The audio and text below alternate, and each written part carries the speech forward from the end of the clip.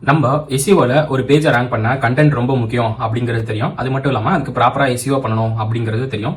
But நீங்க competitors check பண்ணும்போது அவங்க ப்ராப்பரா எஸ்இஓ பண்ணிருக்க மாட்டாங்க. அவங்க கண்டென்ட்டும் ரொம்ப சுமாரா தான் இருக்கும். பட் அவங்க உங்களை விட டாப்ல ரேங்க் ஆகுவாங்க.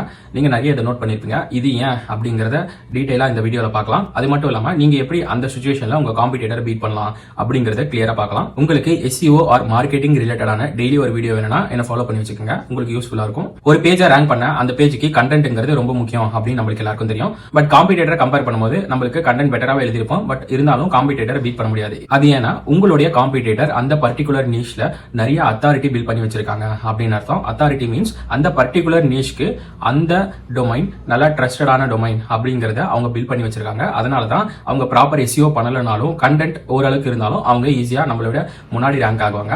நீங்களும் அந்த மாதிரி அத்தாரிட்டி பில்ட் பண்ணாதான் உங்களுடைய சைட் அவங்கள பீட் பண்ணி ரேங்க் பண்ண முடியும். நீங்க அத்தாரிட்டி பில்ட் பண்ண ஃபியூ திங்ஸ் ஃபோக்கஸ் பண்ணணும். அது என்னன்னா, ஃபர்ஸ்ட் உங்க நீஷ்ல இருக்க ஒரு டாபிக் பத்தி நீங்க கண்டென்ட் எழுதுறீங்கன்னா அந்த டாபிக் ரிலேட்டடான கிளஸ்டர் ஆஃப் கண்டென்ட்டை நீங்க ஃபுல்லா கவர் பண்ணணும். ஃபார் எக்ஸாம்பிள், நீங்க ஒரு பிரைமரி கீவேர்டு எழுதுறீங்க, அதுக்கு ரிலேட்டடான நிறைய கிளஸ்டர் ஆஃப் டாபிக்ஸ் இருக்கு. அது எல்லாமே நீங்க ப்ராப்பரா எழுதணும். அது மட்டும் இல்லாம ரெண்டாவது இம்பார்ட்டன்ட் திங், அந்த பிரைமரி கீவேர்டும் அந்த கிளஸ்டர் ஆஃப் கண்டென்ட்டும் எல்லாமே ப்ராப்பரா இன்டர்னல் லிங்க் பண்ணிருக்கணும். இதனால என்ன ஆகுனா, அந்த பர்டிகுலர் நீஷ்ல இருக்க கண்டென்ட்டை நீங்க எல்லாமே கவர் பண்றதுனால கூகுள் உங்களுடைய சைட்டை ஒரு அத்தாரிட்டி சைட் அப்படிங்கறத பிக்ஸ் பண்ணும். தேர்ட் இம்பார்ட்டன்ட் திங் என்னன்னா, நீங்க குவாலிட்டியான ரிலவென்ட் பேக்லிங்ஸை பில்ட் பண்ணிட்டே இருக்கணும். இது மூணும் பண்ணும்போது நீங்க அந்த பர்டிகுலர் நீஷ்ல அத்தாரிட்டி பில்ட் பண்ணிட்டே வருவீங்க. ஓவர் த பீரியட் உங்க சைடுக்கும் அந்த பர்டிகுலர் நீஷ்ல அத்தாரிட்டி பில்ட் ஆகும். இதனால நீங்க அடுத்தடுத்து பப்ளிஷ் பண்ண கண்டென்ட்ல நீங்க ஈஸியாவே ரேங்க் பண்ணலாம்.